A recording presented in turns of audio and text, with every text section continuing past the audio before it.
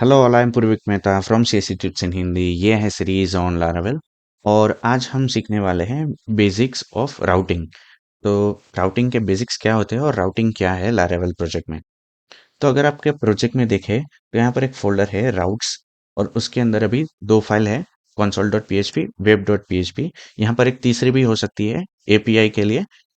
तो अगर हम लारावेल का डॉक्यूमेंटेशन यहाँ पे देखें राउटिंग के बारे में, तो यहाँ पर लिखा भी है कि आप एपीआई राउट्स भी डिफाइन कर सकते हैं और उसके लिए आपको यहाँ पर जो डिटेल्स दी है उसको रन करना होगा ताकि आपको एक नई फाइल मिले api.php, जिसके अंदर आप एपीआई से रिलेटेड राउट्स लिखे। पर अभी हम एपीआई के बारे में नहीं समझ रहे हैं। अभी हमको लारावेल की राउटिंग के बारे में सीखना है और हमको नॉर्मल वेब एप्लीकेशंस में जो राउट्स होते हैं उसके बारे में सीखना है। आगे चल के जब हम थोड़ा एडवांस हो जाएंगे फिर हम एपीआई के बारे में सीखेंगे। तो आज हम जो बात करने वाले हैं वो बात करने वाले हैं ये वेब डॉट पीएचपी के बारे में। तो वेब डॉट पीएचपी में वो राउट्स होते हैं जो कि आपके वेब इंटरफेस के रिलेटेड है, इसीलिए इसका नाम है वेब डॉट पीएचपी। अभी वेब इंटरफेस के राउट्स क्या होते हैं, मान लीजिए आपका प्रोजेक्ट हम ओपन करते हैं, हम लार्वल प्रोजेक्ट को बताते हैं कि जब भी कोई पाथ कॉल हो हमारी एप्लीकेशन में, वेब एप्लीकेशन में, तो उसको क्या एग्जीक्यूट करना है वो हम उसको बताते हैं। या फिर कोई एक्शन हो जैसे कि फॉर्म सबमिशन हो या और कुछ हो, तो उसको क्या एग्जीक्यूट करना है वो हम उसको राउट्स के थ्रू बताते हैं। अभी मान लीजिए कि मैं यहाँ पर लिखूं अबाउट अस, तो ये आपको देगा 404 नॉट फाउंड एरर। क्यों? क्योंकि हमने इसको बताया नहीं है कि जब यूआरएल में अबाउट अस हो तब उसको क्या करना है। तो यहाँ पर अगर हम सिंपल लिख दे राउट गेट, अभी इसको थोड़ा डिटेल्स में भी साथ साथ में समझते हैं कि अगर आपने थोड़ा भी ऑब्जेक्ट ओरिएंटेड पीएचपी पढ़ा है तो आपको ये समझ में आएगा कि यहाँ पर राउट नाम की कोई क्लास है जो हमको डिफॉल्ट मिलती है लारावेल से, और हम उसका एक मेथड कॉल कर रहे हैं गेट, कि जो हमने रेडीमेड मिल रहा है लारावेल के अंदर से जो हमारा ये सारा कुछ हैंडल करेगा। तो ये जो मेथड है वो दो आर्ग्यूमेंट लेता है। उसका फर्स्ट पैरामीटर है कि आपका कौन सा पाथ है।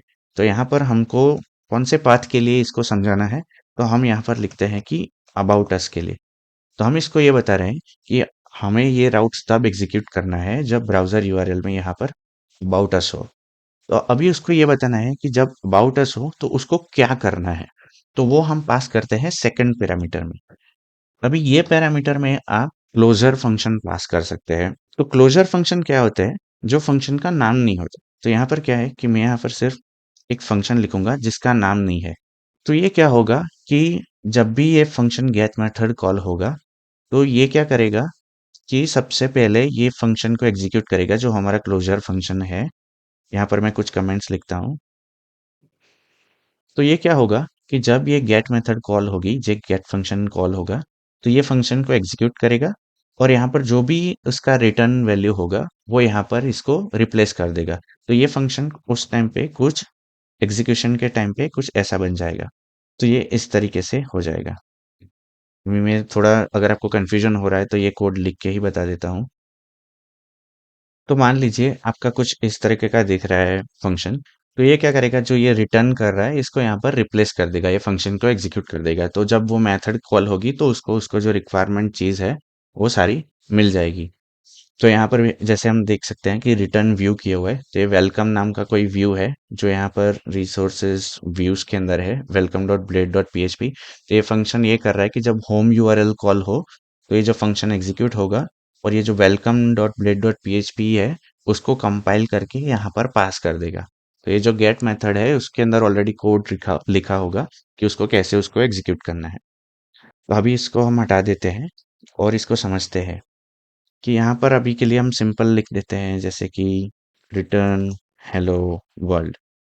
तो अभी हम इसको ब्राउजर में ओपन करें और इसको रिफ्रेश करें, तो देखिए यहाँ पर लिखा आ रहा है हेलो वर्ल्ड, जो कि हमने यहाँ पर रिटर्न किया है। तो अभी लारावेल प्रोजेक्ट को पता है कि जब अबाउट अस यूआरएल होगी तो उसको हेलो वर्ल्ड रन करना है। अभी यहाँ पर गेट की तरह दूसरी और भी मेथड होती है जैसे कि है पोस्ट। तो उसका भी सेम फंडा है। आपको सबसे पहले लिखना है कि कौन से पाथ पे ये होगी। तो यहाँ पर हम लिखते हैं फॉर एग्जाम्पल सबमिट, और यहाँ पर लिखते हैं फंक्शन। तो ये टाइप हम कब यूज करते हैं, जब हमारे कोई फॉर्म सबमिशन है। तो मान लीजिए आपका कोई फॉर्म है मैं यहाँ पर एग्जाम्पल के लिए लिखता हूँ। सॉरी, मैंने यहाँ पर सिंटेक्स एरर किया है। मान लीजिए मैं यहाँ पर कमेंट करता हूँ और आपको समझाता हूँ कि ये क्या है। मैंने क्विकली यहाँ पर एक फॉर्म का कोड लिखा है। अभी मान लीजिए कि ये फॉर्म सबमिट हो रहा है, तो यहाँ पर एक्शन लिखा है सबमिट। तो ये कौन से पेज पे सबमिट होगा? जिसकी यूआरएल सबमिट होगी। पर हमने फॉर्म का मेथड क्या रखा है? पोस्ट।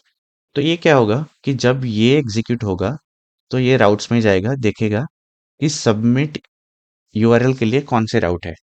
तो यहाँ पर हो सकता है गेट मेथड के लिए भी राउट हो, वो भी हो सकता है सेम सबमिट के लिए, और हो सकता है ये कुछ यहाँ पर रिटर्न कर रहा हो। तो अभी लारावेल प्रोजेक्ट को कैसे पता कि उसको कौन सा राउट एग्जीक्यूट करना है? क्योंकि हमने यहाँ पर मेथड लिखा है पोस्ट। तो ये क्या करेगा? सबसे पहले मैच करेगा, ओके सबमिट राउट ये दो है, पर यहाँ पर हमने लिखा है मेथड पोस्ट। तो ये जो पोस्ट मेथड वाला राउट है उसको वो एग्जीक्यूट करेगा, और फिर इसके अंदर जो भी कोड लिखा होगा उसको ये रन करेगा। तो आई होप आपको थोड़ा समझ में आ गया होगा कि ये बेसिक कैसे काम करता है। और अगर आपको फर्स्ट टाइम ये देख रहे हैं और समझ में नहीं आ रहा है, तो आप एक दो बार ये वीडियो को रिवाइंड करके देखिए, ताकि आपको अच्छे से समझ में आ जाए कि ये राउटिंग वर्क कैसे करती है। अगर मैं चाहता तो आपको सिंपली बता सकता था कि आपका भाई ये सिंटेक्स है राउट गेट, ये आपको लिखना है और ऐसे राउट बन जाते हैं। पर उससे क्या होता है कि आप सिंटेक्स तो सीख जाएंगे, पर आपको समझ में नहीं आएगा कि ये एक्चुअली वर्क कैसे करता है। और जब आप इंटरव्यू देने जाते हैं किसी कंपनी में, तो आपको यही सारी चीज़ें काम आती है, क्योंकि आपको बेसिक्स फंडामेंटल्स बहुत अच्छे से क्लियर है।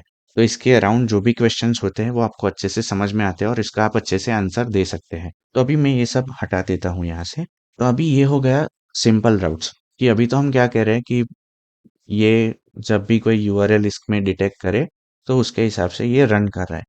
पर ज़्यादातर हमारी जो डायनामिक एप्लीकेशंस होती है उसमें कई बार हम डायनामिक वैल्यू भी पास करते हैं यूआरएल के अंदर। फॉर एग्जांपल, मैं यहाँ पर एक राउट लिखता हूँ जिसमें मैं एक गेट मेथड बनाता हूँ जो कि है यूजर्स राउट के लिए।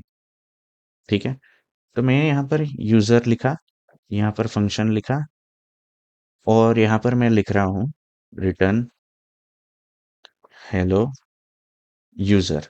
तो अभी मैं जब ब्राउजर में जाके यहाँ पर यूजर लिख के रन करता हूँ तो ये दिखाता है हेलो यूजर। पर हमको ऐसा नहीं करना है। हमको यहाँ पर मान लीजिए कि ये पेज पे डायनामिक कंटेंट शो करना है किसी पर्टिकुलर यूजर के लिए। तो हो सकता है कि यहाँ पर मैं ये यूजर का आईडी पास करूँ, जैसे कि 1। तो जैसे यहाँ मैंने 1 लिखा तो इसने 404 नॉट फाउंड एरर दे दिया, क्योंकि इसको नहीं पता है कि ये 1 का मतलब क्या है। तो उसको हम क्या कहते हैं? पैरामीटराइज राउट। तो वो कैसे लिखते हैं?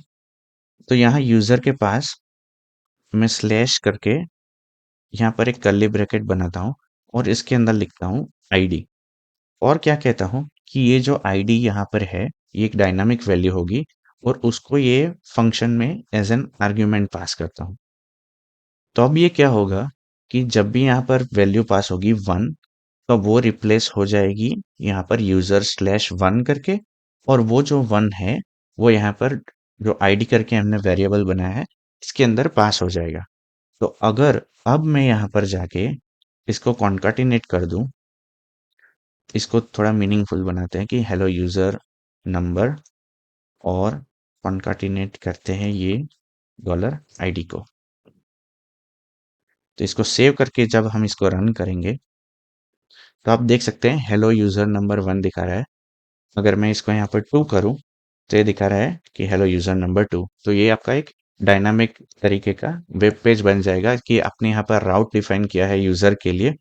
और यहाँ पर अभी हमने एक सिंपल लाइन लिखी है कि ये सिर्फ प्रिंट करवा रहे हैं हम हेलो वर्ल्ड या फिर हेलो यूजर। पर इसकी जगह पे यहाँ पर आप, जब हम आगे कंट्रोलर सीखेंगे, मॉडल सीखेंगे, तो हम क्या करेंगे कि एक कंट्रोलर का फंक्शन लोड करेंगे यहाँ पर, कि जो क्या करेगा कि यहाँ पर कुछ प्रिंट करेगा वो पर्टिकुलर यूजर के लिए।